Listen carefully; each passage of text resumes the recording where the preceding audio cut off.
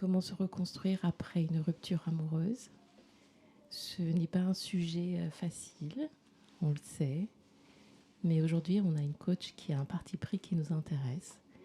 Et elle nous en dira davantage durant toute cette heure de session, d'écoute, de partage que nous avons. Et elle a We Love Up Team est hyper fière. Très heureuse de la recevoir. Coach Rocky, belle personne. Et hâte d'entendre tout ce qu'elle a à dire sur ce sujet et de vous livrer un peu plus de clés. Je pense que c'est souvent de ça qu'on a besoin. Ouais. Alors, on attend que les personnes se connectent et puis vous allez voir Coach Rocky qui va nous rejoindre. Bonjour la team We Love Up. Hello. Bonjour Merci. Coach Rocky. Merci de me recevoir. C'est nous qui disons merci. Nous te remercions d'avoir répondu. Je suis très honorée de participer à cette première émission, cette première édition. Espérons qu'elle nous porte bonheur et que ce soit la première de millions d'autres. On espère, c'est tout ce qu'on souhaite. C'est toute notre ambition. Bon, moi, je suis toute seule à l'écran. C'est un concept nouveau que vous avez mis en place. C'est ça. Et je trouve ça très original. Je pense qu'il faut en dire plus. C'est exactement ça. C'est chez We Love Up, notre ambition, c'est de mettre en avant en fait des personnalités. Plutôt avoir la visibilité sur qui est We Love Up, la team We Love Up, on a envie de mettre en avant des parcours, on a envie de mettre en avant des points de vue. Et donc voilà, on prend le parti pris de pas forcément montrer qui se cache derrière la team We Love Up, mais on vous partage entre guillemets notre point de vue, nos valeurs, exactement. À travers les rencontres que nous faisons et que nous vous faisons découvrir, nous sommes avant tout créatrices de liens, créateurs de liens. Et ce sont ces liens que nous mettons en avant. Et c'est le parti pris de We Love Up Team. C'est ça. Nous te disons donc merci, Coach Rocky, d'avoir répondu et d'avoir accepté ce crash avec nous. On veut le réussir, bien évidemment. Et nous avons souhaité, à l'approche des fêtes de cette nouvelle année, de la période des nouvelles résolutions, apporter des clés à celles et ceux qui peuvent vivre une expérience difficile, qui est la rupture amoureuse, leur apporter les clés pour aborder la nouvelle année avec une nouvelle envie, écrire une nouvelle page avec le désir de construire, étant certain d'avoir dépassé cette épreuve qui est souvent la rupture, d'être quitté ou quitté. Ce ne sont pas des actions, ce ne sont pas des choses qu'on vit.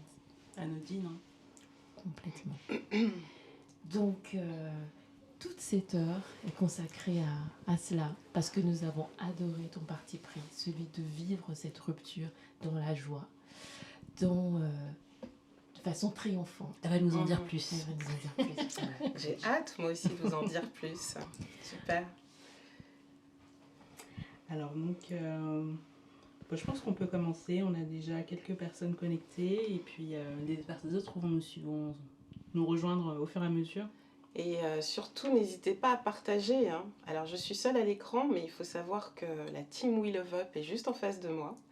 Donc, c'est une façon de faire les lives un peu différente. Donc, moi, j'envoie aussi de mon côté les invitations. Surtout, n'hésitez pas à partager. C'est très important pour cette première. Il n'y a pas d'excès. Il n'y a pas d'excès, jamais.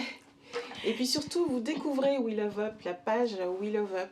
Hein. C'est une toute jeune page, donc il n'y a pas beaucoup d'abonnés. Donc je vous invite à vous abonner, mais ça n'est que le début. Il y a plein de choses, plein de surprises qu'elle vous réserve. Et surtout pour vous construire, vous reconstruire, ou tout simplement pour trouver l'amour. Donc elles ont un concept super, je vous invite à aller sur leur site weloveup.com, à découvrir le fameux formulaire et à voir ce qu'elles vous proposent. Donc vous cherchez l'amour, vous cherchez à rencontrer quelqu'un qui vous corresponde, qui partage les mêmes valeurs, allez-y parce qu'elles sont top toutes les deux.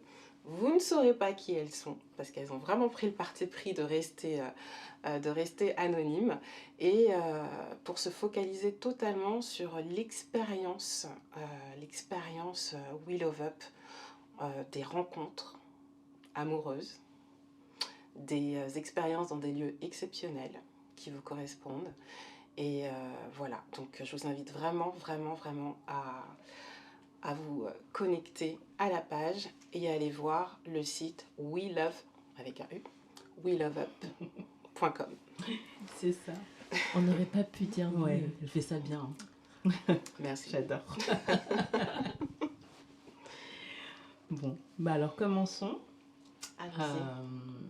On va peut-être te demander de te présenter à Coach Rocky, déjà nous en dire un peu plus, pas forcément en rentrant totalement dans les détails en tout cas, mais nous en dire plus sur toi, sur ce qui t'a poussé à devenir Coach Rocky, et puis nous expliquer pourquoi tu nous rejoins ce soir sur ce live.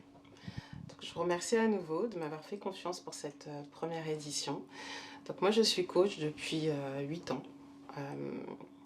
Le coaching est venu à moi suite à des expériences de vie personnelles assez fortes où à un moment donné j'ai dû me poser des questions. Moi-même, sachez-le, vous êtes... Alors excusez-moi, hein, c'est les aléas du direct. Ah bah oui, on fait avec. Je crois qu'il y a... Est-ce qu'il va y avoir assez de place pour l'ensemble de la vidéo? Je crois que j'ai eu une alerte sur la quantité... les gigaoctets ou un truc comme ça. C'est passé trop vite. Donc on va tenter. Donc si ça coupe, surtout vous restez aux alentours et puis on revient quoi qu'il arrive. Hein. Ne partez pas très loin. Restez à côté. La finale c'est demain. Voilà. Il n'y a aucune raison de ne pas rester avec nous. Et on a une Miss France en face de vous en plus. Donc n'allez pas chercher ailleurs. C'est clair. C'est vrai que en plus c'est les Miss France. Alors, donc oui, ce que je voulais dire, donc oui, Coach Rocky, donc je suis coach depuis 8 ans. J'ai pris la décision de faire du coaching de vie en début de carrière, on va dire.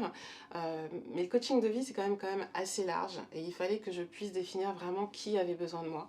Et en considérant l'ensemble des coachés, parce que les coachés ne sont pas des clients, les coachés qui ont fait appel à moi, ce qui revenait souvent, c'était la question de la relation à l'autre, la relation amoureuse, et finalement comment pouvoir surmonter cette période de la vie qui est assez complexe. Et comme moi, j'ai fait des études en communication et je me suis focalisée sur la communication interpersonnelle et le changement, je me suis dit que je pouvais vraiment mettre en corrélation ces compétences-là en termes de changement, de dissonance cognitive et apprendre à appréhender la rupture et toujours dans cette joie. Parce que mon slogan, quand vous me suiviez depuis le début, ça reste encore un mantra, c'est « à chaque jour surgit sa joie ». Et maintenant, avec le coaching autour de la rupture et du deuil, c'est parce que la vie continue. Donc quoi qu'il arrive, restons positifs. Voilà comment je suis arrivée vers le coaching. J'ai été assez rapide, hein, ouais, parfait. Mais voilà, j'espère qu'au moins c'est clair. Et donc l'idée pour moi, c'est vraiment d'accompagner toute personne qui est dans une situation de rupture volontaire ou subie, à réussir à traverser les différentes étapes du deuil pour se reconstruire, pour du renouveau, pour beaucoup plus de joie. Voilà, quelle est ma mission de vie et ma mission en tant que coach. C'est très clair. Merci beaucoup. Armelle est sous le charme. Complètement. La première question qui me vient à l'esprit, c'est quelles sont les raisons en fait qui poussent des personnes qui ont décidé de vivre ensemble, parfois de s'engager, hein, qu'est-ce qui les pousse finalement à se séparer, d'après ton expérience?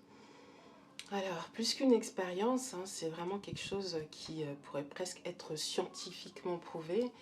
Finalement, c'est de se précipiter dans la rencontre qui fait que souvent les couples, malheureusement, ne durent pas parce que les objectifs aussi qui sont mis derrière la relation.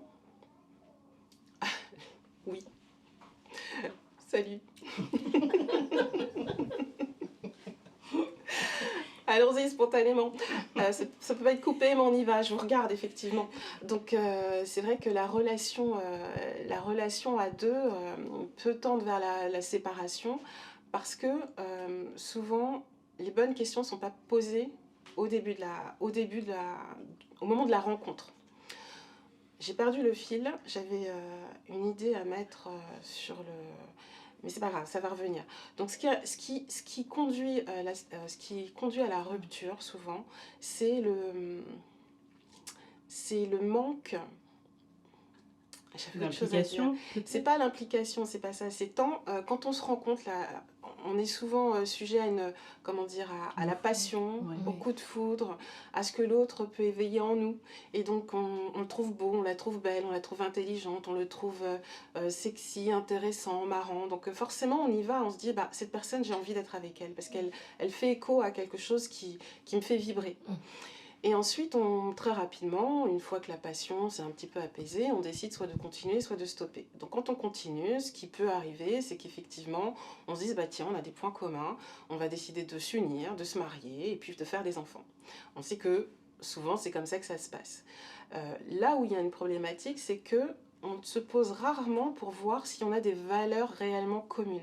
Voilà ce que je voulais dire. C'est qu'à une époque, le mariage était une stratégie familiale où on essayait de maintenir soit une fortune, soit un cheptel, soit des traditions. Donc on se mariait plutôt, parfois même les cousins, on connaît la famille Rothschild, ils se mariaient entre eux. Pour ne citer que.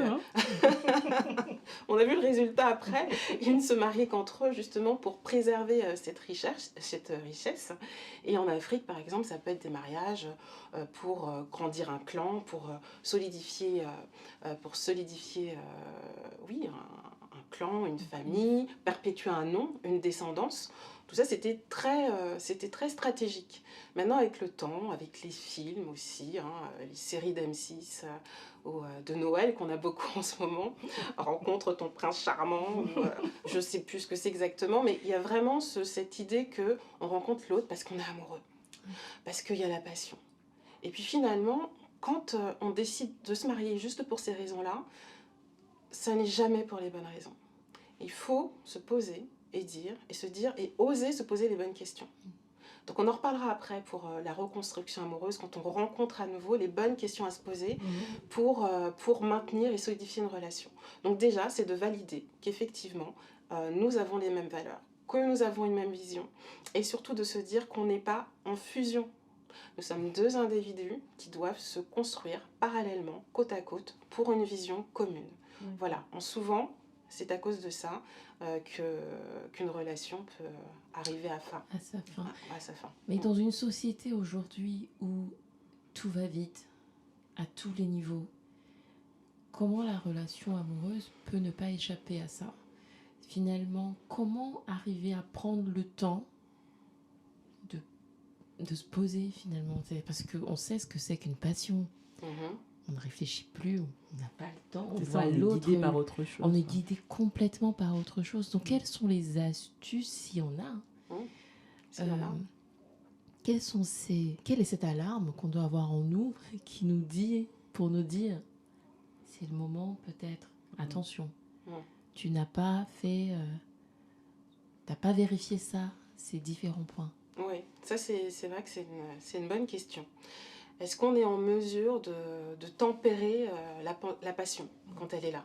Je pense qu'il faut la vivre, parce que c'est une chance, c'est ce qu'on est, on est des êtres humains, donc on a cette chance de vivre l'amour, d'avoir le cœur qui palpite, d'être passionné, de voyager, toutes ces choses sympas qu'on fait en début de relation et qui aussi sont là pour renforcer le couple. Mais c'est vrai que très peu de parents pensent à éduquer leurs enfants sur l'amour. On les laisse s'aventurer, découvrir.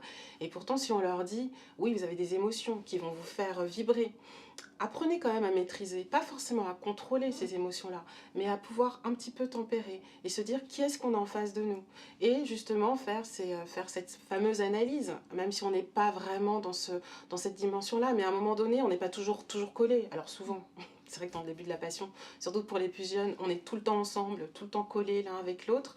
Mais ça vaut le coup au moment où on est un peu en recul, on rentre chez soi et on se pose en se disant, bon, c'est vrai que cette personne, elle me fait vibrer, pourquoi ? Qu'est-ce qui me touche en elle? On essaye de comprendre. Et après, il y a quand même les fameux signaux. Voir si la personne est vraiment à l'écoute. Est-ce qu'elle nous respecte dans ce que l'on est? Est-ce qu'elle a elle-même des attitudes qui sont parfois peut-être pas... qui pourraient nous alerter, comme trop de jalousie, peu d'écoute, peu d'empathie. Et vraiment voir quelles sont ses propres valeurs. Voilà, moi dans ma relation amoureuse, je veux le respect, l'amour. Je veux mettre en avant l'amitié. Et plus tard, j'ai envie de quelqu'un qui partagent les mêmes valeurs religieuses. Ça peut être ça, spirituel. Ça peut être aussi, si c'est un couple mixte, c'est intéressant aussi de se poser la question sur quelles valeurs, plutôt plus que les valeurs, mais plus quelle langue on va parler, qu'est-ce que je veux transmettre de ce que je suis à mon enfant, et est-ce que l'autre l'acceptera? La question se pose souvent, maintenant en 2022, avec cette question du nom de famille, par exemple. C'est des questions qui se posent réellement. Et même si ça semble contre-intuitif, parce qu'on est dans la relation, on est dans la passion, il est important quand même de se poser. Parce que ces questions-là se posent une fois que l'enfant est né, par exemple. Ou une fois que la relation est très avancée. Et finalement, on va aller présenter ce copain ou cette copine à la famille, et cette personne va être officialisée, donc va devenir le petit ami, la petite amie officielle, puis un jour l'homme, enfin le mari ou la femme. Donc c'est important quand même de valider que ces valeurs-là... que les valeurs sont partagées. Et n'oublions pas aussi qu'on est dans une société. On est tous ensemble. On a quand même des parents, il ne faut pas l'oublier, quand on tombe amoureux. Souvent, il y a cette confrontation aussi, parce qu'on sait que la personne est différente, que peut-être qu'elle ne va pas être acceptée par la famille. Mais il n'en demeure pas moins que c'est important de se poser avec ses parents, son père, sa mère, de savoir aussi comment ils se sont rencontrés, quelles sont les valeurs familiales, qu'est-ce qu'il y a à transmettre. Il y a quelque chose de cette dimension-là dont on parle peu, surtout quand les personnes sont très très différentes, très opposées.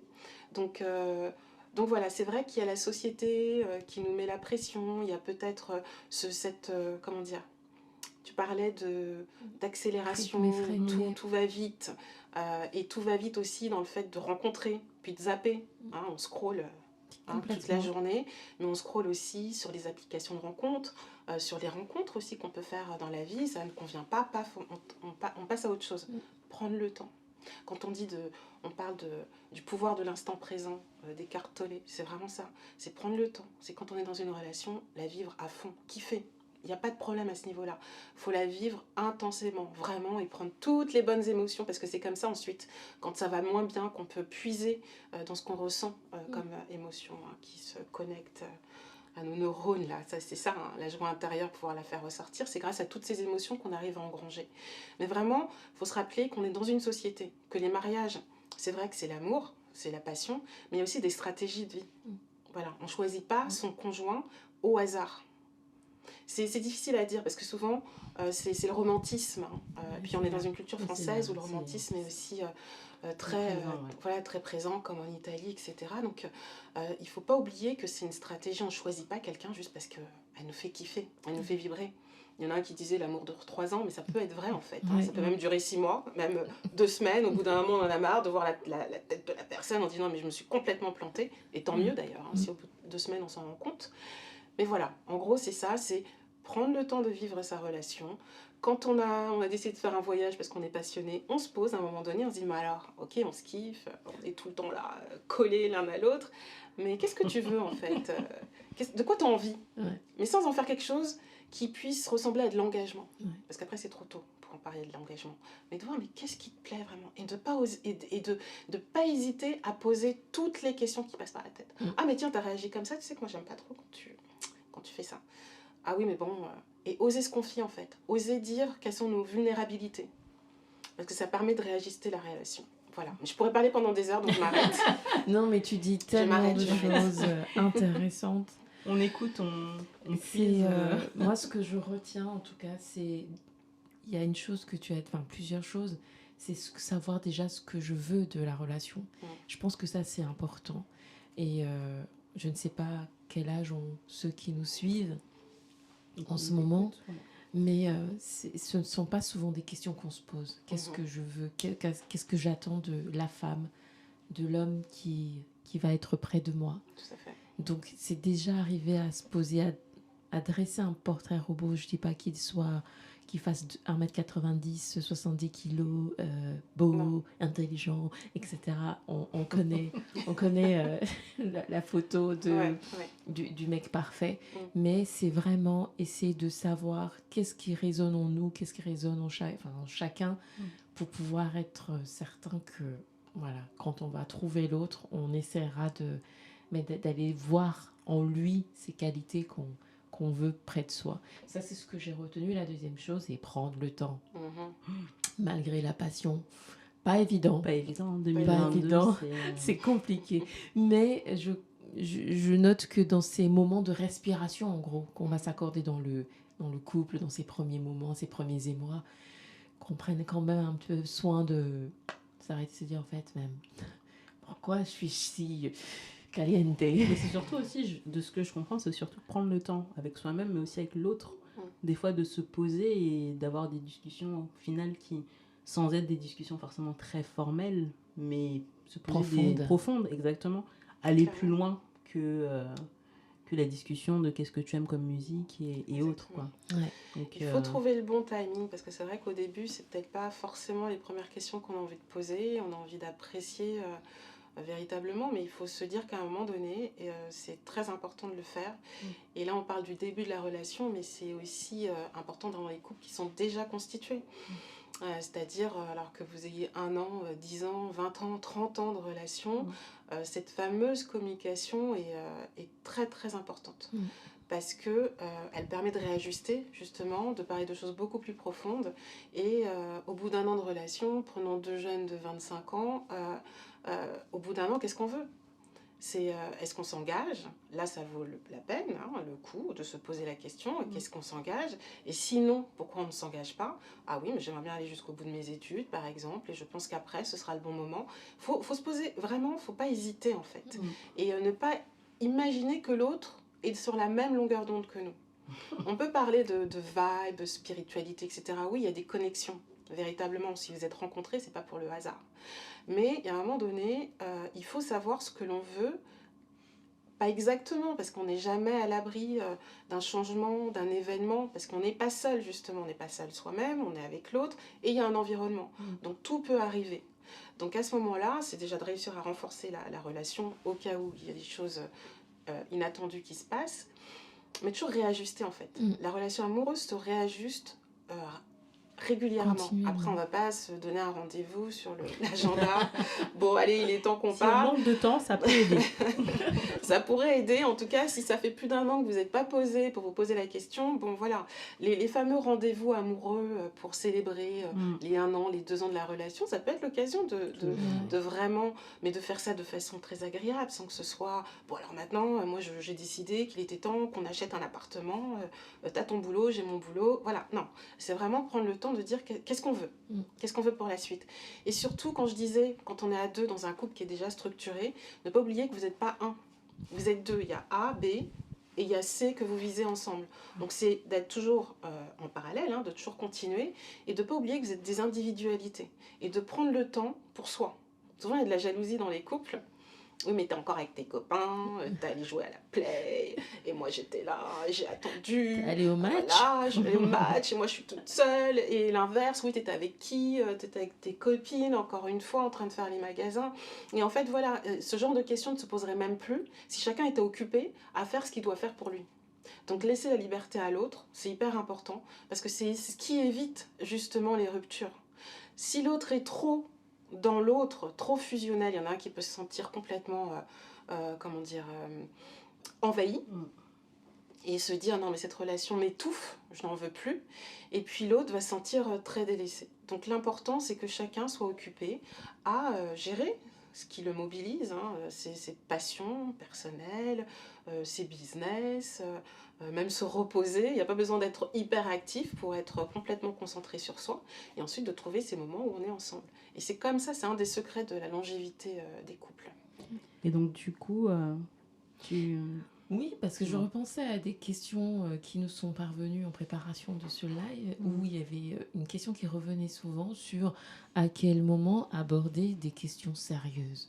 Parce que on sait, les femmes sont plus matures, n'est-ce pas, que les hommes. Alors, on a 50% d'hommes qui nous écoutent. Ils se sont déconnectés. Ils n'ont pas entendu la fin de ma phrase, ça va. Non, elles savent ce qu'elles veulent et parfois elles se retiennent de poser des questions, pas peur d'effrayer le partenaire, la rencontre. Ouais. Et donc, à quel moment on commence à, quand on sait ce qu'on veut, quand on sait où aller, à quel moment aborder ces questions? Pas après un an. Bonsoir Elle veut Sakinou, bonsoir, merci savoir. d'être venue. Excusez-moi. Bonsoir Sakinou. Donc elle veut le savoir, à quel moment aborder ces questions, savoir s'il est là pour vraiment s'engager, pour aller pour une relation sérieuse ou juste pour s'amuser. Il y a plusieurs signes quand même, hein, mais parfois il faut que les femmes veuillent les identifier. Donc là on parle bien du côté des femmes. Hein, je me fais tout à fait l'intermédiaire de ces femmes. L'intermédiaire de ces femmes. Donc là en ce moment on parle beaucoup de red flag, hein, c'est vraiment le terme qui est utilisé en ce moment. Mais voilà, si vous êtes en face de quelqu'un qui ne pense qu'à s'amuser, à vous sortir en boîte, voilà, qui pense que à l'amusement et aussi qui n'est que attiré par votre physique par exemple, voilà, qui ne parle que de la façon dont vous êtes sexy, de la façon dont vous êtes oui voilà, qui ne parle que de l'aspect physique de votre relation. Déjà il faut se poser la question, est-ce qu'il a vu autre chose de vous que votre aspect physique? Ensuite, un autre red flag, c'est un ami, c'est un chéri qui ne vous présente pas à ses amis, à sa famille, à son environnement. C'est vrai qu'au début, voilà, c'est un peu trop tôt, mais si vous êtes dans 6 mois, allez, 1 an de relation, que vous ne connaissez pas son meilleur ami, que vous ne connaissez pas sa famille, posez-vous des questions, c'est quand même particulier. Il y en a plein des red flags. Hein. C'est pour ça qu'il ne faut pas hésiter au premier rendez-vous. Parce que quand vous passerez par Wheel of Up pour rencontrer l'amour, vous allez être suivi là pour vous. Et coaché pour savoir comment définir et comment se positionner et toutes les questions à poser avant de décider de s'engager. Et c'est ça en fait, une femme doit se poser certaines questions, c'est se dire, bon, voilà, me voit-il comme un objet de désir ou quelqu'un avec qui il pourrait faire sa vie? Et encore se dire faire la vie, c'est un peu rapide et c'est ce qui souvent fait peur. La voilà. fameuse expression. Donc en tout cas, se dire déjà, qu'est-ce qu'il voit en moi? Un objet de désir ou une partenaire? Voilà, c'est peut-être mieux. Il y a cette autre question, donc ne pas connaître son environnement, c'est déjà une question à se poser. Vous fréquentez quelqu'un qui vous amène jamais chez lui. C'est aussi particulier. Quelqu'un qui parle jamais de son travail, qui ne vous pose jamais de questions pour savoir, pour mieux vous connaître, pour vous faire plaisir. Un homme, en tout cas au début de la relation, il est il est à fond dans la relation. Donc là, vous pouvez être sûr que quand il prend soin de vous, la team en face, on n'est pas sérieux. C'est un concept, hein. Mais il faut savoir que quand je suis bloquée, c'est qu'il se passe des choses en arrière, en background. Je devrais les filmer comme ça, vous montrer. Mais ça, c'est rigolo. Donc il faut, voilà, où est-ce que j'en étais d'ailleurs? Il faut faire attention aux red flags. Les fameux red flags. Donc la famille, vous ne connaissez pas la famille, vous ne connaissez pas son environnement, où est-ce qu'il habite. Et puis surtout, il faut oser poser les vraies questions. C'est, est-ce que quand on dit, voilà, je veux rencontrer quelqu'un, on veut quelqu'un qui soit disponible? C'est vrai. Donc est-ce que tu es vraiment disponible? Est-ce que tu as quelqu'un dans ta vie? Est-ce que tu fréquentes d'autres femmes? Est-ce que tu es mariée? Est-ce que tu as... question. La fameuse question.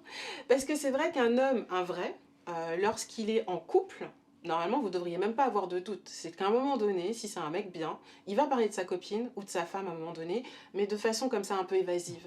Oui, d'ailleurs, quand ma femme me dit que, ou la dernière fois, je discutais avec ma copine, elle disait que c'est une façon pour lui de dire, il n'y a pas besoin d'avoir une bague, hein, il suffit qu'il dit, voilà, je suis en couple. Il n'y a pas besoin d'en parler tout le temps, mais au moins il envoie des signaux à toutes les femmes qui sont autour en disant ma copine ou ma femme. Voilà. Maintenant, vous êtes en face de quelqu'un qui vous drague, peut-être qu'il ne dira pas ma copine ou ma femme, parce que peut-être que lui, ses intentions sont autres, qu'il a envie de s'amuser, et donc vous devez poser la question. Vous la posez 1 fois, 2 fois. C'est vraiment célibataire? Ah oui, d'accord. Et comment ça s'est passé ta dernière relation? Pourquoi est-ce que vous êtes séparés? Vous allez passer pour quelqu'un de relou, mais de toute façon, vous êtes au début de la relation. Donc, c'est pas grave. Il faut y aller, il faut oser, poser, creuser, creuser. Et les sensations, ce que vous ressentez au début, c'est aussi important parce que les gens se dévoilent tels qu'ils sont. Si quelqu'un te dit oui, non, mais de toute façon, moi je suis un radin, hein, tu peux être sûr que la première fois, moi, c'est pas moi qui vais t'inviter au resto. Vous avez de fortes chances de vous retrouver dans cette situation et qu'il soit vraiment un radin. C'est possible. Quelqu'un qui dit oui, non, mais moi j'ai pas trop d'empathie, non, moi c'est chacun pour soi. Mais en même temps, quand tu es avec lui, ça se passe bien, il a l'air généreux, etc. Puis au fur et à mesure de la relation, ça revient. Et je dis, mais je me souviens, au début, là, la première fois qu'on allait au resto ensemble, il m'avait dit que oui, c'était chacun pour soi. Voilà, et c'est valable autant pour les hommes que pour les femmes. Tout le monde se dévoile, tout le monde dit qui il est en fait. Ah, c'est tellement vrai. Il faut l'entendre ça. Donc les red flags, il y en a beaucoup. Et je vais m'arrêter parce que on a 1 heure. Moi, je vais revenir un peu sur notre sujet. Allons-y. Parce qu'on a fait des petites digressions. Mais... Donc, tu nous as dit qu'en fait, au final, le manque de communication, pour toi, était une des causes de rupture, en fait, pour les couples. Et on voulait savoir, avec notre équipe We Love Up Team, si, effectivement, il y avait d'autres motifs que tu connaissais. Est-ce que l'infidélité, ce fameux mot qu'on entend souvent et qu'on voit partout, est-ce que toi, dans tes coachés, est-ce que toi, dans ton univers, est-ce que c'est une cause qui est souvent évoquée? Ah là là. Ou pas tant que ça, parce qu'au final, on en voit beaucoup à la télé, mais est-ce qu'au final, c'est vraiment ça qui fait que les couples se séparent? C'est une des raisons, on va dire, qui pourrait pousser à penser à la rupture amoureuse. Elle est complexe, cette question-là, parce que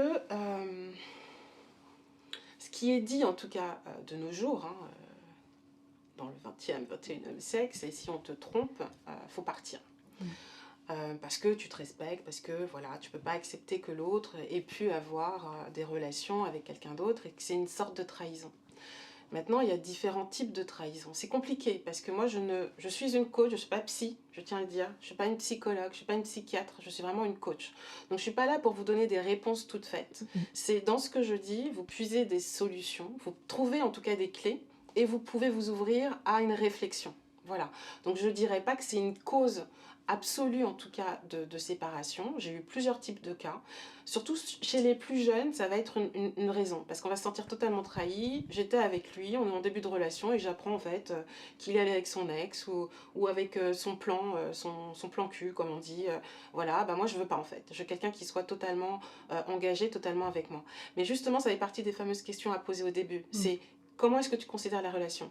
Est-ce que tu penses qu'on peut avoir une relation ouverte tant qu'on n'est pas marié? Est-ce que je peux aller voir à droite à gauche? Moi j'aime bien, mais c'est pas parce que je vais coucher avec quelqu'un d'autre que je ne t'aime pas. Ça peut être quelque chose qui peut être dit. Après, c'est pour ça que dans un couple... C'est pas des choses faciles. C'est pas des choses faciles. Après, il faut prendre en considération les cultures. Très important. Dans une culture occidentale où aujourd'hui il y a beaucoup de choses qui ont évolué, que ce soit sur le rapport à la femme, que ce soit dans le rapport à l'amour, à la relation de couple, on entend parler des troubles, on entend parler de ces relations plutôt ouvertes, libres, échangistes, etc. Je pense pas que ce sont le genre de choses dont on pourrait parler dans certains pays d'Afrique ou du Maghreb, c'est vraiment pas la même chose. Mais, mais il faut quand même en parler, c'est-à-dire, est-ce que tu considères que si demain je te trompe, pour toi qu'est-ce que c'est? Qu'est-ce que ça veut dire? Une femme peut dire à un homme, si tu me trompes, j'ai le malheur de l'apprendre, ça va être rédhibitoire, je te quitte. Des hommes qui vont être très sensibles à ce qu'une femme peut dire, au bout de 10-15 ans, peut-être qu'il va la tromper. Ça peut arriver. Je ne dis pas que tout est parfait dans un couple. Ça peut arriver. Mais il va tellement kiffer sa femme qu'il fera toujours en sorte qu'elle ne le sache jamais. Et si elle le découvre, il ne va pas lui dire oui. C'est ça qui est compliqué à se dire, c'est qu'il ne va pas lui dire oui, je t'ai trompé. Il va lui dire non, mais tu te fais des idées, etc. Parce qu'il aime tellement qu'il ne veut pas lui faire du mal en avouant. Et en plus, il sait que si il dit vraiment la vérité, elle va partir. C'est fini. C'est fini. Donc, tout dépend, le rapport. Je ne peux pas répondre à une question comme ça de façon définitive, enfin, claire et définitive. Ça peut être une cause de rupture si c'est en face, c'est quelque chose qui est trop douloureux. inacceptable et qui est qui est reçue comme une trahison. Certaines personnes, que ce soit les hommes ou les femmes, presque au même niveau, peuvent se dire « je vais te pardonner ». Est-ce que c'est une erreur du moment? Est-ce qu'à un moment donné dans notre couple, on n'était plus en connexion? On ne sait plus parler. Il y a des femmes qui vont accepter la tromperie parce qu'elles vont se dire je veux maintenir l'équilibre dans ma famille, je veux donner une image positive à mes enfants pour qu'ils puissent rebondir, parce que souvent il y a une image un peu négative aussi du divorce qui fait que les femmes vont maintenir cette relation là au risque d'être malheureuses, de se perdre elles-mêmes. Et ça, c'est un choix. De ne pas avoir pardonné réellement, en fait. Voilà, et de ne pas avoir pardonné. Et ce qui donne des couples où souvent ils s'engueulent, où c'est toujours la tension, mais ce n'est pas pour les bonnes raisons que cette personne reste. Il y a des gens qui sont résilients, qui disent « bon, bah voilà, j'accepte, je l'aime encore, malgré tout, je vais pardonner ». Et certaines personnes aussi qui ne se connaissent pas assez, qui ne s'aiment peut-être pas suffisamment, qui vont accepter la tromperie à répétition. Donc ça peut être une cause, l'infidélité peut être une cause, mais il ne faut pas imaginer que c'est forcément systématique. Ouais, mais je pense que oui, effectivement, la tromperie est même un symptôme en fait, d'un mal-être du couple. Certainement. Très souvent, c'est peut-être ça aussi qui en ressort. Ça l'est. Donc, effectivement, c'est encore un autre sujet, mais c'est révélateur de quelque chose, soit quelque chose de dysfonctionnel, et qu'il faut savoir mettre à plat. Et c'est pour ça dans une situation de tromperie, d'infidélité, c'est bien d'avoir un œil extérieur. Donc quelqu'un qui fait du coaching, qui est en méta-observation et qui va pouvoir vraiment prendre les composantes de façon la plus objective possible pour voir si effectivement c'est possible de reconstruire le couple et de repartir sur de nouvelles bases. Voilà. Mais tu me sers une très belle transition. Ouais, excellent. On n'a pas du tout préparé. Pas du tout. Non, mais justement, dans cette position de coach, quelles sont les étapes qu'on traverse quand on vit une rupture amoureuse? Alors, il y a une courbe que je n'ai absolument pas inventée, qui existe en psycho.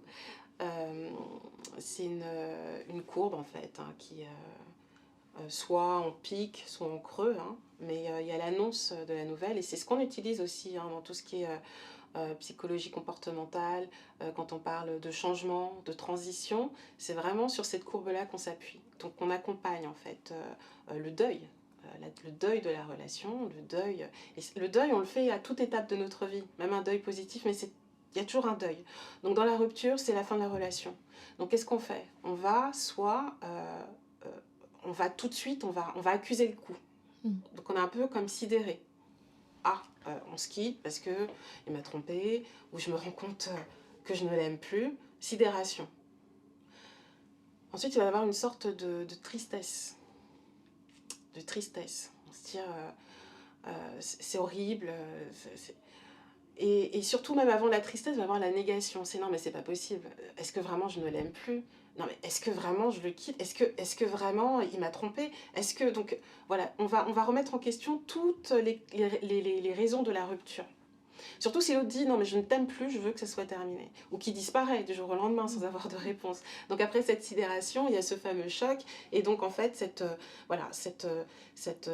tristesse. Ensuite on va réfuter. C'est comme dans les ruptures, comme vous voyez, dans les licenciements. Ouais. Ça va être ça. Bon, on va être obligé de se séparer de vous, mais non, mais c'est pas possible. Ou même dans tous les changements gouvernementaux, on va augmenter le prix de l'électricité, le prix de l'alimentation. Qu'est-ce qui se passe? Non. Révolte! Non, c'est pas possible. Voilà, c'est ça les processus de changement. Il y a toujours une résistance au changement. Donc c'est ça, on va résister.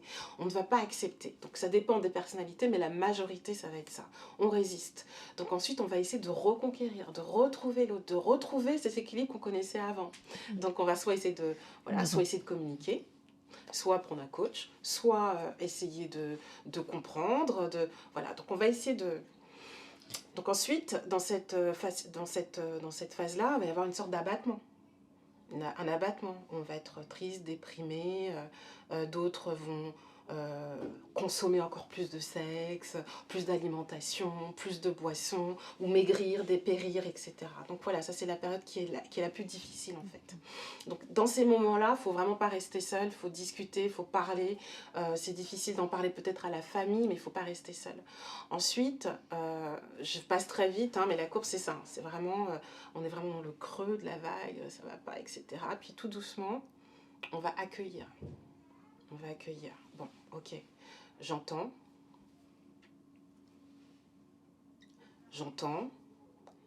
j'accueille, mais on n'est pas encore dans l'acceptation. C'est qu'on accepte ce que l'autre nous a dit, les raisons pour lesquelles on se sépare. On accueille. Et petit à petit, on va aller vers l'acceptation. L'acceptation, parce qu'on a travaillé sur soi, on a essayé de comprendre ce qui n'allait pas dans la relation, on s'est posé les bonnes questions et on se dit, bon, c'est la fin d'une étape. Donc, une fois que j'ai accueilli, en fait, j'accepte. Et tout doucement, on va vers la réparation.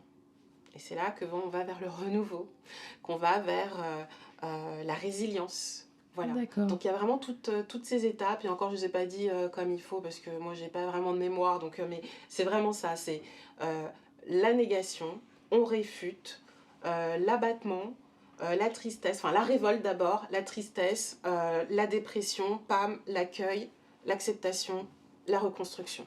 D'accord. Et comment on sait qu'on a accepté? Comment on sait quand on a accepté? C'est quand on ne pense plus à l'autre. Donc, quand moi je rêve de passer avec mon beau jeune homme au bras pour lui montrer qu'il pouvait toujours courir, est-ce que j'ai vraiment accepté? Quand tu veux rendre jaloux l'autre avec quelqu'un? Bien sûr. Lui montrer que j'ai tourné la page. Oui, tu sais le truc. Mais si tu veux montrer à l'autre que tu as tourné la page, as-tu vraiment tourné la page? Parce que si tu es avec ton beau brin, tu penses plus à l'autre. On est d'accord ou pas?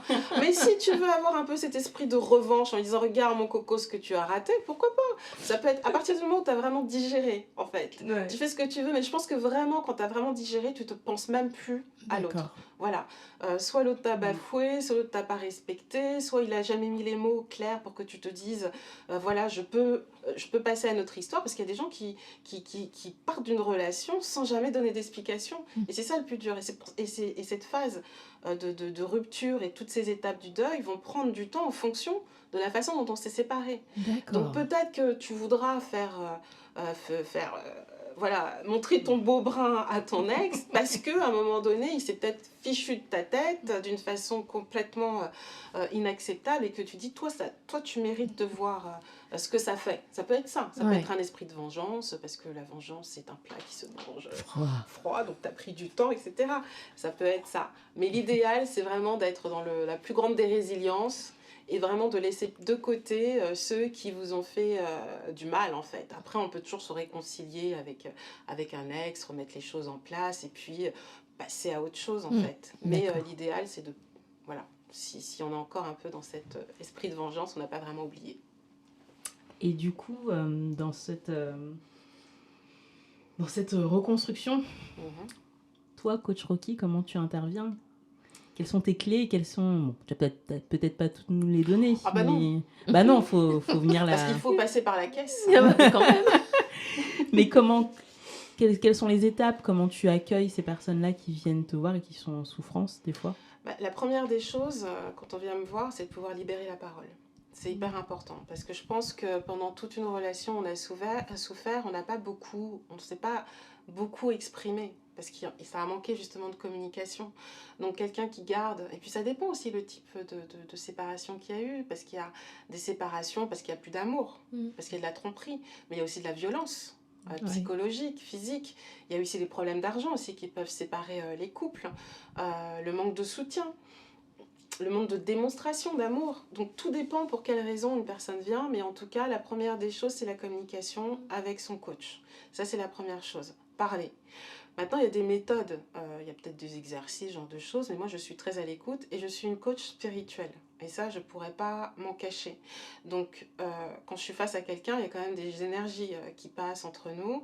Et puis surtout, il faut que la personne qui vienne en coaching soit prête à tout dire. Donc, j'ai un devoir, évidemment, j'ai une déontologie, une posture de coach. Donc, comme j'ai dit, un coach ne donne pas des réponses, mais des clés. J'ai aussi, je ne suis pas donc une psychologue, donc je ne vais pas t'allonger sur une... voilà, ou te laisser me parler sans qu'il y ait d'interaction. L'idée, c'est l'écoute active. Donc, par les échanges, on va arriver à se poser les bonnes questions. Et on ne va pas se poser la question pourquoi, mais comment. Et donc ça c'est une évidence, hein, certainement, mais en tout cas, dans cette question comment, c'est comment m'en sortir. Comment se fait-il que ce se soit passé? Qu'est-ce que je ne veux plus faire? Et en fait, quand on va être dans une rupture, on va se culpabiliser ou vouloir tout mettre sur l'autre. Mais vous étiez deux dans une relation, donc les deux parties sont responsables. C'est surtout ça. Et se dire oui, non mais en fait j'ai été une mauvaise femme, ou moi j'ai pas été un mari assez aimant, elle m'a quitté parce que j'étais pas à la poubelle, bon voilà, ça peut être un peu tout et n'importe quoi. Et c'est toujours se dire, et pour tout, hein, même dans la vie, c'est quand on est en train de se fustiger, de s'auto-flageller, se dire est-ce que c'est vraiment vrai? Et cette méthode elle n'est pas de moi, elle est d'une coach américaine, j'ai oublié son nom, désolée. On te pardonne. Mais peut-être qu'on remettra le nom en dessous, je ne sais plus. Mais en tout cas, voilà, la question essentielle, c'est une coach américaine. Marie, je ne sais pas quoi. J'ai oublié. Mais voilà, c'est est-ce que c'est vraiment vrai? Je ne suis pas une bonne épouse. Est-ce que c'est vraiment vrai? Oui, c'est vrai. Ah bon? Pourquoi? Parce que j'étais pas très disponible, j'étais plus auprès des enfants qu'auprès de mon mari. Mais est-ce que c'est vraiment vrai? Est-ce que c'est vraiment vrai que tu n'étais que auprès de tes enfants et de ton mari? Et en fait, ça va permettre au fur et à mesure de faire un effet entonnoir et de voir et de limiter aussi cette façon qu'on a de s'auto-flageller. Et dire oui, mais tout est de sa faute. C'est à cause de lui que la relation ne va pas. Et à n'importe quel âge, hein, ça, dans une relation. Mais est-ce que c'est vraiment vrai? Il m'a trompée parce que c'est un queutard, il pense qu'à ça. Mais est-ce que c'est vraiment vrai? Et au fur et à mesure. Donc ça, franchement, c'est une clé. Donc on travaille là-dessus, sur la véracité, même s'il n'y a pas qu'une vérité, il y a la vérité de l'autre. Quand je suis avec un membre du couple, j'essaie d'être la plus objective possible, en rappelant toujours, je ne travaille que par rapport à ce que vous me dites. Tu accompagnes des couples J'accompagne des couples, tout à fait, que ce soit en amont, quand ils ont juste envie de construire la relation. Voilà, de se poser les fameuses questions tous les ans, voilà. Être accompagné, c'est toujours bien de pouvoir redéfinir ce qui nous, les deux cercles, les deux visions, voir si elles sont en train de se rapprocher ou de s'éloigner, pour éviter la rupture amoureuse. Parce que moi, je suis pour la paix des couples, je tiens à le dire. C'est vrai que je fais du divorce coaching, voilà, parce qu'on le voit sur ma page partout, divorce coaching, mais c'est avant tout pour la paix des couples en fait. Hein. Et le divorce coaching, c'est s'appuyer sur ce que l'on sait du divorce pour éviter justement, pour l'éviter. Donc un couple qui vient me voir en disant « mais attendez, vous faites du divorce coaching, mais nous on n'a pas envie de divorcer. Il y a des choses qui ne vont pas, mais on ne sait pas comment, par quel bout le prendre, donc on vient me voir. » Ça peut être un couple qui est à la fin. J'ai déjà eu un cas particulier, mais je ne peux pas rentrer dans les détails parce que voilà, pour respecter. Mais ça peut être un membre du couple qui vient me voir en me disant « bon voilà, je pense que c'est fini, que je n'aime plus la personne. Qu'est-ce qu'on peut faire? Comment ça peut se passer ?» Voilà, après là je ne parle pas du couple en particulier, mais ça peut être est-ce qu'on peut essayer de comprendre, parce que le divorce ça apporte plusieurs autres types de conséquences. Quand on a des enfants, le patrimoine, voilà, le patrimoine, les pensions, les tours de garde, etc. Donc tout ça, voilà, c'est aussi accompagné non seulement de façon holistique, que ce soit psychologique ou en termes d'organisation, en travaillant de concert avec d'autres professionnels pour accompagner les couples ou la personne qui a divorcé. Et si je peux me permettre tout de suite de parler de ce divorce, je veux le voir d'un aspect le plus positif possible. Alors, c'est pas de la psychologie positive à outrance, hein, du tout, moi je suis pas pour ça, mais c'est vraiment de se dire, surtout quand c'est pour une femme qui est quittée alors qu'elle a peut-être 30, 40 et qu'elle a des enfants, c'est de se dire que c'est pas la fin du monde en fait. C'est à chaque jour surgit sa joie, la vie continue, voyons le verre à moitié plein, et comment dans cette situation je peux me reconstruire pour voilà, avoir une vie plus équilibrée. C'est pas la fin du monde, en fait c'est ça, vraiment. Il y a un divorce, il n'y a pas le choix, il faut se reconstruire. Et c'est ça justement qui nous a plu. Hein. C'est vraiment se dire la séparation dans un monde où parfois la rupture amoureuse peut être mal vue. On est dans une société, tu l'as rappelé, et la pression peut faire parfois qu'on taise ces difficultés-là. C'est pas bien de dire qu'on est en plein divorce ou qu'on traverse des difficultés amoureuses.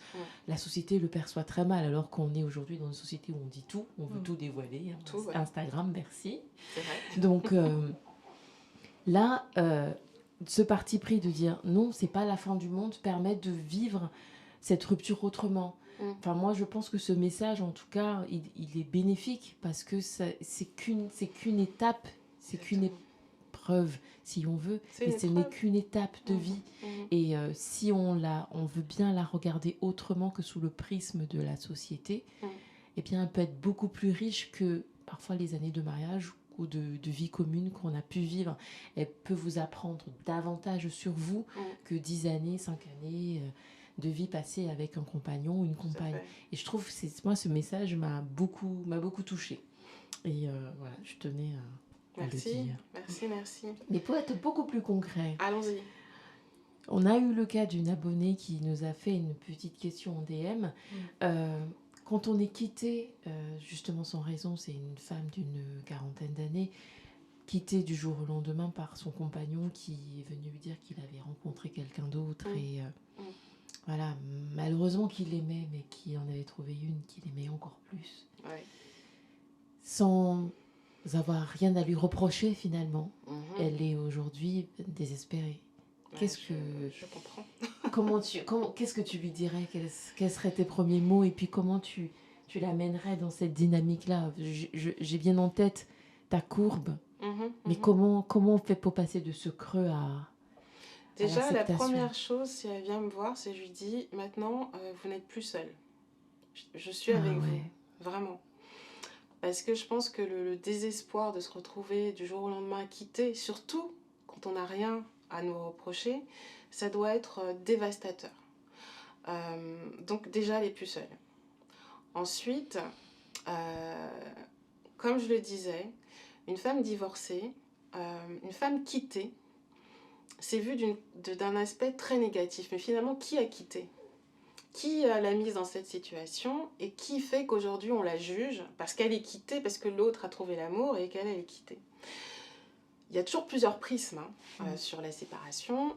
Et je parle beaucoup du prisme culturel parce que c'est aussi un des axes des études que j'ai fait en communication, l'aspect multiculturel, surtout dans une société. Alors, vous m'avez vu, je suis une coach afro-descendante, du coup.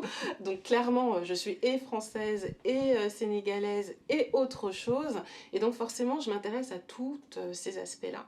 Donc, clairement, il y a des sociétés dans lesquelles, où une femme divorcée, quand elle est quittée, c'est ce que je vais lui dire, quelle que soit son origine, c'est que c'est vraiment pas la fin du monde. Oui, c'est la fin d'une étape, mais la vie continue, je recommence à le dire. Il y a certaines sociétés où on célèbre le divorce. Parce que enfin, tu es libéré de quelque chose qui ne te convenait pas finalement. Et ça permet de dire à l'ensemble de la communauté que tu es à nouveau libre. Et que, avec toute cette expérience de vie, tu es une femme épanouie, une femme libre, clairement, et avec de l'expérience.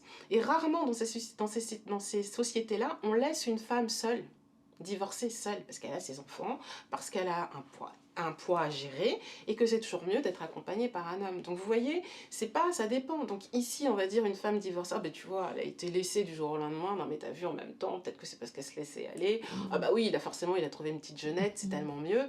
Non, c'est à nous aussi, en tant que femme, de ne pas accepter les injonctions de l'extérieur.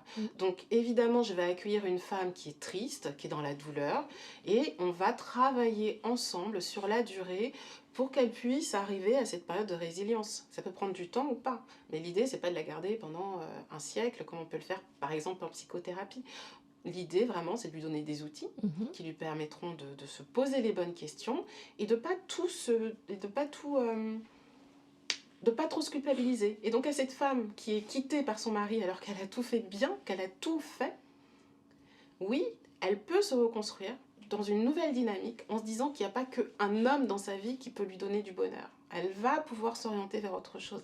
Et c'est pour ça que dans un couple, il ne faut vraiment pas oublier de se focaliser aussi sur ce qui nous fait du bien. Parce que si demain, tout est focalisé sur le mari, lorsqu'il ne sera plus là, c'est là où le désespoir va arriver. Ou quand on focalise trop tout sur ses enfants, le jour où il où ils sortent du nid, partent de la maison. partent de la maison, ça devient compliqué. Donc c'est pour ça que dans le couple, il faut jamais, jamais, jamais, jamais s'oublier. Toujours, et homme comme femme, franchement, parce que les hommes aussi sont quittés. Hein. Donc homme comme femme, ça c'est la priorité, c'est de ne jamais se mettre de côté. Donc cette femme-là, je l'inviterais à se poser la question de qu'est-ce qui pourrait lui faire du bien, vers quoi elle peut aller, déjà sur quoi, comment travailler son bien-être personnel. Voilà. Et après, il y a plein d'autres choses, mais je ne veux pas être trop longue. Et ton discours serait-il le même pour un homme? Parce qu'on a le cas, et je pense que ça vaut la peine de le citer, enfin je ne vais pas citer son nom, mais on a un homme qui nous a posé la question, il a été quitté. Malheureusement par sa compagne, qui, elle, lui a avoué qu'elle ne l'aimait plus. Oui, tout simplement. Lui, il a eu quand même une... Oui, lui, il a une raison. Voilà, on lui a donné une raison. Hein. Nous, on fait des choses bien. Il a eu une raison, mais c'est quand même difficile à digérer. C'est quand même difficile à digérer. Bah, donc, dans ces Est-ce que je réponds de la même façon à un homme et une femme? Non, parce que les dynamiques ne sont pas les mêmes.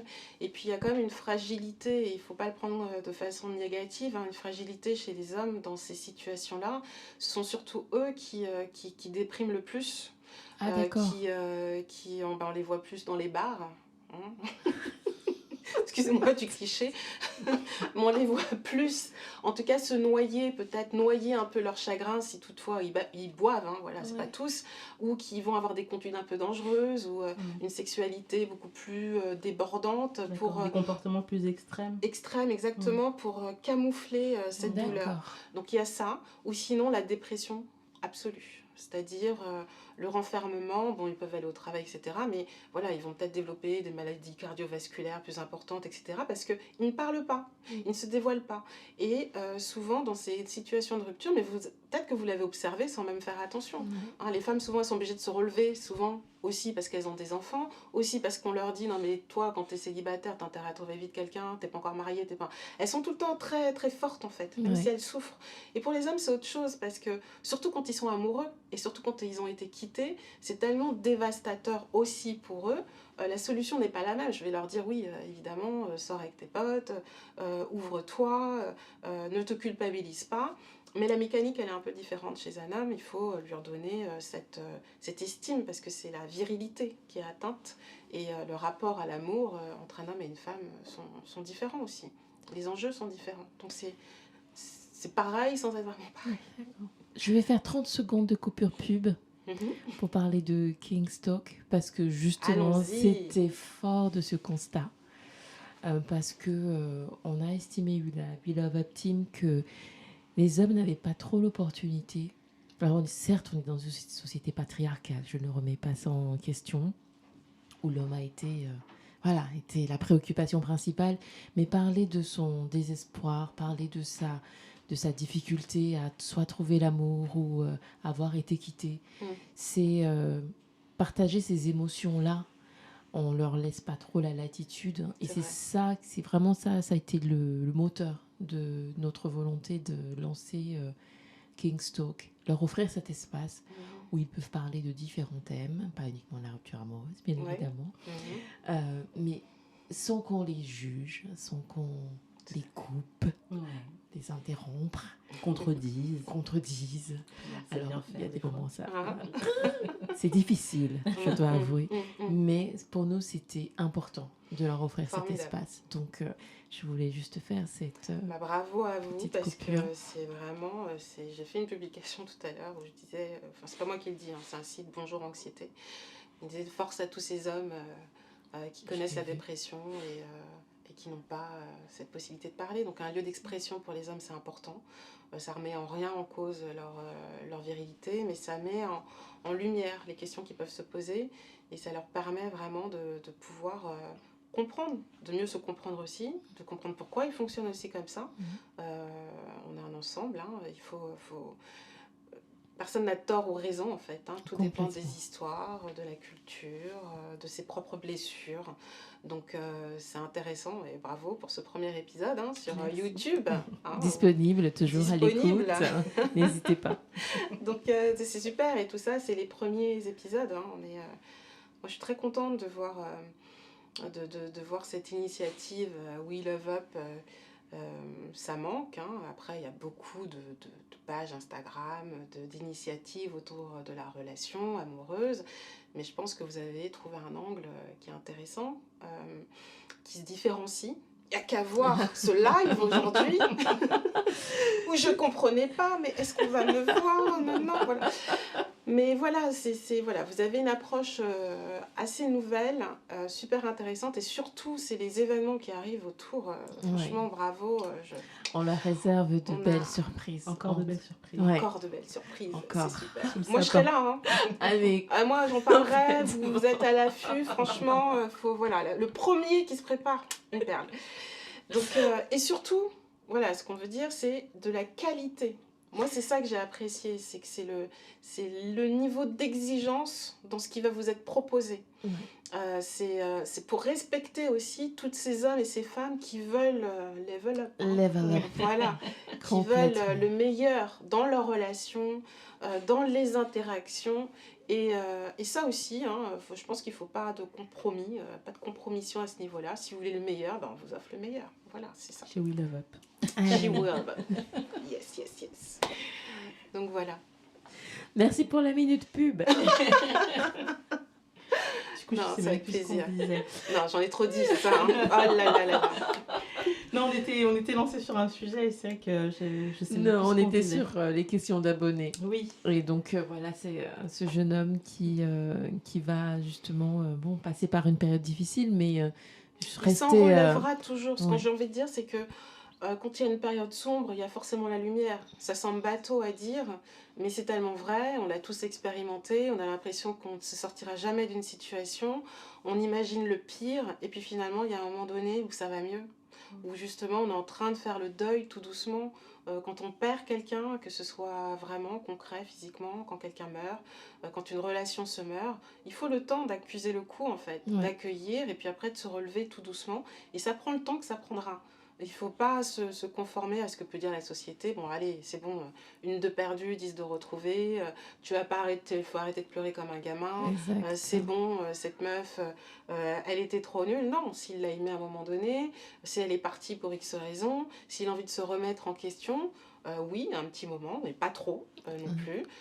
Faut se relancer. Mais le faut se relancer, même ça, je ne devrais pas le dire. C'est que je l'invite à se poser les bonnes questions pour pouvoir se relancer. Il n'y a aucune injonction en coaching, c'est on vous accompagne pour vous relever. Et je lui souhaite vraiment de pouvoir le faire et de ne pas trop se culpabiliser. Si elle est partie, c'est peut-être pas non plus à cause de lui, mais à cause peut-être de quelque chose qui est en interne chez elle. D'accord. Donc, il faut qu'il appelle ses amis aussi. Oui, il faut être les entouré. vrais. Les vrais. Hein? Il faut les identifier. Il faut vraiment les identifier. Alors, le temps passe tellement vite. Mais moi, j'aimerais qu'on consacre un peu de temps pour aussi, finalement, cette personne qui va entrer dans 2023. Oh, yes. Voilà. On n'aura pas... Il faut célébrer ça, quelle que soit la situation que l'on traverse, et qui est prête, qui veut. Voilà. Et qui aura peut-être suivi notre live. Et voilà, qui est prête à cette rencontre, quels sont les points auxquels il ou elle faut qu'elle fasse. Bon, faut faire attention, en tout cas, il faudra qu'elle fasse attention pour ne pas retomber dans les mêmes pièges, pour être sûre que cette fois, elle va tomber sur la bonne personne. Ou en tout cas, être dans un mécanisme qui va lui permettre peut-être de pas se perdre, je pense. Parce que tomber sur la bonne personne, peut-être que ça peut être difficile. On peut parfois tomber sur la bonne personne et la laisser passer. Exactement. Il y a ça aussi. Du coup, c'est plus pour moi une construction personnelle. Comment elle fait pour... la réponse, la réponse est là presque. Hein. La question et la réponse vont ensemble hein, dans la façon dont vous le formulez. La construction ou la reconstruction est d'abord personnelle, effectivement. D'accord. C'est se poser, savoir pourquoi les autres relations ou l'autre, peu importe le nombre de relations, pourquoi elles se sont produites. Quels sont les mécanismes internes que je mets en place dès que je rencontre quelqu'un? Est-ce que je répète toujours les mêmes actions qui donnent les mêmes résultats? Donc là, j'en parle de façon assez globale parce que ça dépend des situations. Des personnes. Mais vraiment, idéalement, hein, parce qu'il y en a certains qui passent d'une relation à l'autre, pour éviter justement de se poser ces questions-là et qui pensent que la nouvelle relation va guérir toutes les blessures. La fameuse relation pansement. La fameuse relation pansement. Même parfois c'est plâtre. Voilà, c'est pas du tout... ça jump. Et finalement, il n'y a que des échecs sur échecs. Et se reconstruire en se posant les bonnes questions, mais c'est même valable pour tous les pans de sa vie finalement. Hein. Si on veut avoir une vie équilibrée, il faut se poser les bonnes questions. Et une fois qu'on est en face de cette personne, il faut être un peu plus intransigeant en fait, en face de quelqu'un qui lui aussi s'est posé les bonnes questions, qui lui aussi va vers une sorte de maturité intellectuelle, émotionnelle, pour éviter d'être tout le temps à devoir rattraper l'autre en lui disant oui mais bon, je sais que tu as souffert, mais viens, je vais t'aider. Avant d'aller sauver, d'avoir le syndrome du sauveur, d'aller sauver l'autre, sauvez-vous déjà vous-même en fait. Donc ça évitera des situations comme celle-là. Et puis surtout, laissez-vous porter aussi par votre intuition, par l'amour. N'ayez pas peur de rencontrer un nouvel amour en vous disant j'ai toujours connu l'échec, ça va pas être possible. Pour éviter ça, c'est vraiment de pouvoir... voilà, de se laisser porter par cette rencontre, parce qu'on ne rencontre jamais personne par hasard. Même les personnes avec qui ça se passe mal, elles sont là pour nous apprendre sur nous-mêmes. Et donc si on est dans une relation de pansement, on va rebondir. Voilà. Alors que si on apprend, on tire des leçons de cette rupture, qu'elle ait été volontaire, c'est-à-dire c'est vous qui décidez de partir parce que telle ou telle situation ne va pas, ou parce que vous avez été avec un homme ou une femme violente. Ça aussi, il faut se poser des questions. Qu'est-ce qui fait que je suis allée dans une relation où j'ai été maltraitée, où on m'a manqué de respect? Qu'est-ce qui fait qu'en moi, j'accepte ce genre de situation? Surtout aussi, il y a tellement de choses en fait. Il faut aborder cette année 2023 en se disant j'ai tout mis en place pour pouvoir accueillir l'amour. Déjà, c'est ça. Être dans une dimension d'amour, ça semble rose, l'eau de rose, tout ça. Mais c'est pas ça l'idée. Hein. Quand on parle d'amour, c'est vraiment un mot qui est puissant, en fait. Hein. Qu'on soit spirituel, religieux ou pas, l'amour, c'est quelque chose de puissant. Donc, ce qu'on a à l'intérieur, quand je parle de cette fameuse joie, lorsqu'on l'a intérieurement, qu'on a fait rayonner, tout ce qu'on veut attirer à nous, c'est du bonheur, de la joie, de la lumière, etc. Donc, restez dans cette dimension-là. Vous êtes en mesure de le faire puisque vous avez passé toutes les étapes du deuil et qu'aujourd'hui, vous êtes dans cette dimension de reconstruction. Donc, restez pas seul, essayez de comprendre pourquoi les choses se sont passées et accueillez en fait. Accueillez et je parle de spiritualité là parce qu'on va pas parler de religion, mais en tout cas, envoyez à l'univers que vous êtes prêts et les rencontres se feront. Et si les rencontres ne se concrétisent pas, c'est que vous n'êtes pas prêts ou que c'est pas le bon moment et tout le monde n'est pas fait non plus pour être en couple, forcément, et que c'est peut-être pas le bon timing. Donc l'année 2023 se présente sur de bons bonnes auspices. Bonnes auspices, exactement. Et il faut aller dans cette dimension-là. Et c'est pour ça que We Love Up, c'est pour ça que j'ai accepté le live avec la team We Love Up, c'est qu'elle vous accompagne dans cette dimension-là, dans cette approche. C'est qu'elles ne vous laisseront pas rencontrer quelqu'un si vous n'êtes pas prêt. En fait, c'est très, il y a un réel accompagnement. Voilà, il y a un accompagnement. Et surtout, peut-être que vous n'avez pas compris le concept un petit peu, mais c'est une sorte d'agence matrimoniale du 22e siècle. C'est ça. Qui met en relation des personnes qui ont une volonté, une exigence aussi dans la qualité de la relation qu'elles veulent. Vous vous rencontrez, il faut s'inscrire sur la page. Hein, ah oui, il faut rejoindre le cercle, il faut compléter le formulaire. Le cercle et tout, tout le monde ne rentre pas, c'est VIP. Hein. Donc vous allez rencontrer que des gens VIP en fait. Non mais c'est important. Non, c'est important de le dire. C'est que sinon ça ne sert à rien entre guillemets de vouloir reconstruire une relation si c'est pour retomber dans les mêmes travers et pour être encore malheureux. Ouais. On est là pour rencontrer la personne qui va nous porter, qui va nous aimer, qui va nous apporter du respect, du soutien, voilà, de la considération. Donc là, l'idée, c'est d'avoir toutes les composantes nécessaires pour pouvoir créer une recette qui puisse être délicieuse. Et si on n'a plus faim, voilà. On passe à un autre plat. Et puis voilà. Non, mais c'est pour ça que ça nous intéressait, ce parti pris, parce qu'on trouvait que ça se fondait complètement dans l'offre We Love Up. C'est nous, ces personnes qui viennent te voir là, et qui viennent déjà venir voir un coach, un thérapeute, je trouve, et on trouve que dans la démarche, c'est déjà sain, c'est pas courant. Et on promeut ce genre d'attitude, en tout cas reconnaître que quelque chose ne va pas. Mhm. Et si on n'y arrive pas tout seul, demander de l'aide. Ouais. Et ça, c'était important. Donc, cette démarche était importante. Et deuxièmement, une fois qu'on est passé par les mains de Coach Rocky, l'état d'esprit dans lequel on est, c'est cet état d'esprit qui nous intéresse. C'est-à-dire qu'on est prêt à leur rencontre. On a compris ce qui n'a pas marché. En tout cas, on a fait cette démarche. Et désormais, on sait ce qu'on veut, on sait ce qu'on souhaite éviter. Et on est prêt. On sait qu'il faut être vulnérable, tu l'as dit. Il faut être vulnérable, il faut accepter cette vulnérabilité pour entrer dans la rencontre. Il faut accueillir. Ce sont des verbes qui me parlent tellement parce qu'il n'y a pas de véritable rencontre sans authenticité, sans volonté d'accueillir. Et une fois que ces personnes sont dans cet état d'esprit, elles peuvent faire partie des événements We Love Up parce qu'on crée ce cocon. La team a cette ambition. Vous entrez dans ce cocon et vous pouvez être vous-même. C'est ça. Et on ne peut pas laisser rentrer une personne qui n'est pas prête parce que ceux qui ont décidé d'entrer nous font confiance. C'est ça. Et le but de We Love Up, c'est de mettre en relation ces personnes-là pour un agréable moment comme on a passé aujourd'hui. En tout cas, je crois. J'espère que tous ceux qui nous ont suivis, tous ceux qui nous suivent, ont le même sentiment. En tout cas, on vous prépare d'autres lives avec... d'autres personnalités tout aussi intéressantes. Tu es passionnante, réellement. C'est exactement le mot que j'allais dire. Et nous, on a une dernière question. Pour clore. Et je vais laisser... attends, je ne vais pas m'accaparer la parole.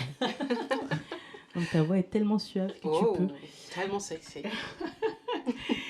Du coup, tout à l'heure, on dit effectivement, les films nous ont un peu faussé. Ouh là là. Mais pourtant... Ma question, elle est quand même en lien avec un film. Ah, j'aime bien ça. Finalement. Si tu devais choisir un couple phare du cinéma. Mais je suis pas prête. Mais je t'avais prévu que tu n'allais pas être prête. Un couple phare du cinéma. Lequel serait-il et surtout, pourquoi? Moi, j'ai une réponse.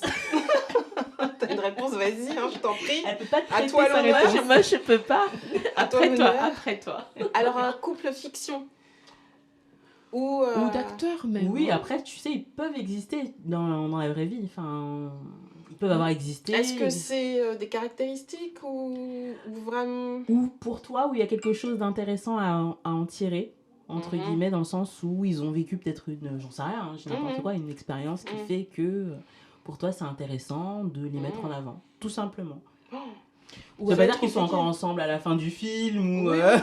En général, ils sont encore ensemble. Hein. C'est pas faux. Voilà. En général, ils sont encore ensemble. Moi, j'adore... Roméo et Juliette, ils sont plus ensemble. Oui, c'est vrai. Mais qui voudrait d'une fin comme ça ou d'une histoire comme ça, je sais pas... On est un peu plus léger à la fin. Mais justement, tu vois le romantisme à outrance aussi. Hein. Bon, c'est une belle histoire de familles, de clans qui ne peuvent pas se retrouver.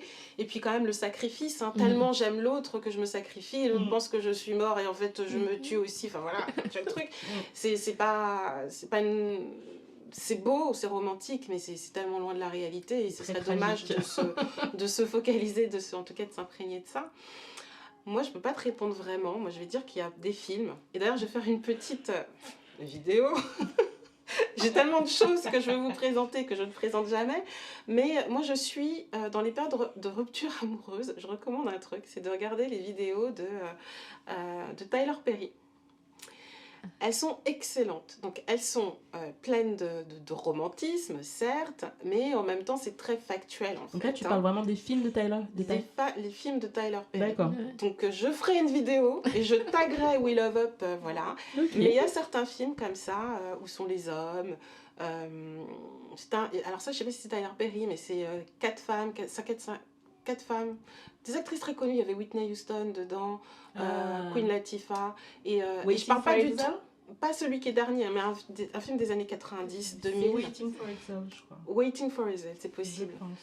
Ce genre de film, en fait, ça fait du bien. Des films chorales un peu. Voilà, un peu spirituel, un peu...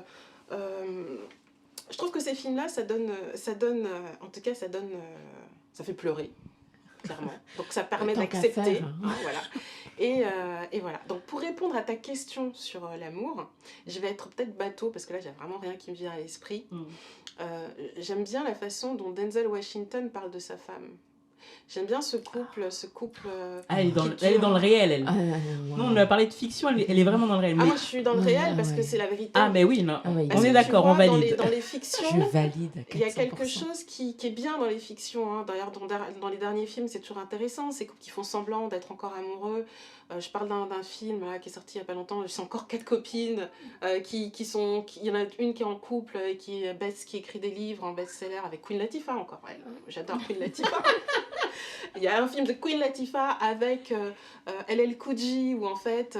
Et là, c'est intéressant parce que ça parle de coaching, toutes les méthodes que tu peux mettre en place. Donc, elle a un cahier de gratitude, un vision board où elle est amoureuse secrètement de son collègue qui vend des cuisines et elle se voit avec lui mariée, elle rêve de faste, etc. Donc, elle met tout ça sur son petit vision board jusqu'au jour où elle croit qu'elle va mourir. Et donc, elle dit, puisque je vais mourir, autant profiter de la vie. Donc, elle se paye un hôtel de luxe, de folie, elle achète un collier magnifique, elle sort la grande robe et tout, et puis là, elle se fait plaisir, et puis après, elle apprend qu'elle va pas mourir, et donc que son argent... Mais je peux pas rentrer dans les détails parce que c'est vraiment super, en fait. Et donc, son vision board se réalise plus ou moins. Il y a une belle histoire d'amour, et c'est vraiment de croire, en fait, de croire que l'amour peut arriver, que cet homme qui te fait vibrer, tu peux peut-être l'avoir. Et comme je dis toujours, en même temps, dans la loi de l'intention, hein, on ne dit pas je veux cet homme et je veux qu'il tombe amoureux de moi. L'univers fait en sorte que je rencontre cet homme qui me correspond et peut-être que ça pourrait être lui. Voilà, on ne peut pas forcer les choses. On ne force pas l'amour, etc. Donc c'est plutôt, voilà, dans les fictions... On note ce film-là. Dans ces fictions, il y a tous ces films, Tyler Perry, etc. Préparé 2023, voilà. On mettra des important. titres. Hein. C'est ça. Et en même temps, dans la vraie vie, oui. après on parle que des gens qu'on voit, hein, voilà, on peut parler des gens qu'on connaît dans la vie privée, mais ça fait écho. Donc cette façon dont cet homme parle de sa femme, c'est assez, voilà, c'est fabuleux. Il y a un homme aussi avec sa femme qui est toujours des Américains en fait. Il faudrait qu'on ait des références plus françaises. Omar Sy. Omar Sy qui parle bien de son amour pour sa femme, effectivement. Après, il y a comment il s'appelle, Harvey. C'est Girls Trip, le film de Queen Latifah. C'est ça. Ouais. Je le dis pour nos abonnés qui aimeraient. C'est ça. Et Harvey. Steve Harvey, à sa relation avec sa femme, et surtout lui, dans ses émissions, la façon dont il parle des relations amoureuses, très intéressant. voilà, et qui semble être assez ancré, qui le pratique dans sa vie. C'est surtout ça pour moi, des couples qui peuvent être inspirants. Et chacun en plus avec ses difficultés. Alors on va parler d'Oprah Winfrey forcément, mais qui est mariée, qui n'a pas d'enfant, qui a beaucoup de chiens du coup. Et en même temps, voilà, dans cette difficulté, avoir un enfant alors qu'elle en a eu un, qu'il l'a perdu, etc. Cet amour qu'il porte au quotidien, et j'imagine un homme qui la porte aussi dans ses ambitions. Donc voilà, enfin moi ce serait plutôt des couples concrets sur lesquels on pourrait s'inspirer en tout cas et tendre. Il y a des gens aussi, hein, il y a sur les réseaux, il y a aussi des couples qui montrent un petit peu leur vie, mais j'ai tendance à méfier des réseaux. Ouais. Voilà. On va parler justement de ce DJ Twitch. qui nous a quittés. Ouais. Une belle image de famille. Alors moi je ne les publie pas parce que je trouve que c'est un peu indécent, selon mon point de vue, hein, mais on le voit avec sa femme enceinte, ses enfants en train de danser. Moi, c'est comme ça que je l'avais vu à l'époque. Et là, on les voit quand on voit encore les vidéos. Voilà, c'est une famille merveilleuse, dans une belle maison, des beaux enfants, un beau couple. Puis cet homme n'était pas si bien que ça, au point de laisser sa femme et ses enfants. Donc, ça veut bien dire que la communication... Après leur anniversaire de mariage. Voilà. Et pourtant... Donc, je me méfie des réseaux sociaux pour ça. Et ça, on tire juste une leçon, c'est que la communication au sein du couple, peut-être que sa femme savait, c'est possible, puisqu'elle a été alertée. Donc c'est pas pour finir sur une note négative. Voyez tous les films de Tyler Perry. Elle a tué ma note positive de la fin. Mais tout ça pour dire, voilà, qu'on ne se fie pas aux histoires des autres, que ce soit sur les réseaux sociaux ou dans la vraie vie. Chacun porte son poids sur ses épaules, chacun vit de belles relations, on n'a pas besoin de tout exposer, de tout dire. En tout cas, votre objectif à vous, c'est de faire en sorte de trouver votre équilibre dans votre couple, avec ce que vous êtes, avec vraiment votre personnalité. Cette authenticité dont tu parlais est hyper importante, de se construire en parallèle. Vous êtes fusionnel peut-être au début, c'est la passion. À un moment donné, hop, on se remet en parallèle et on avance, on se soutient, on s'apprécie, on s'aime et on se respecte avant tout. Parce que s'il y a du respect, il n'y a pas de violence. Ni verbale, ni physique. On respecte l'autre dans ses ambitions, dans ce qu'il veut. Dans ses différences. Dans ses différences. Donc ça, c'est hyper important. Et moi, je mets le respect avant l'amour. Toujours, toujours, toujours. Voilà. C'était un beau mot de la fin. Ah oui, on va pas le gâcher. On va surtout vous dire merci à tous. Merci à tous ceux qui nous ont suivis. Vous avez été plus de 40 personnes à vous connecter, donc génial. Merci beaucoup. Merci beaucoup. Nous vous envoyons plein de bisous en ces veilles de fête. On mettra à disposition le replay donc de ce podcast live Parole d'expert avec notre première invitée, Coach Rocky. Merci encore. Merci beaucoup pour la confiance. Pour cette première. Merci beaucoup. N'oubliez pas, vous allez sur le site weloveup.com pour rejoindre notre cercle, compléter le formulaire. Vous likez, vous partagez, vous commentez sur YouTube, nos réseaux sociaux, tout le reste. Partout. Et moi, c'est coachrocky.com. Merci à tous. Et belle soirée à tous. Belle soirée. Au revoir.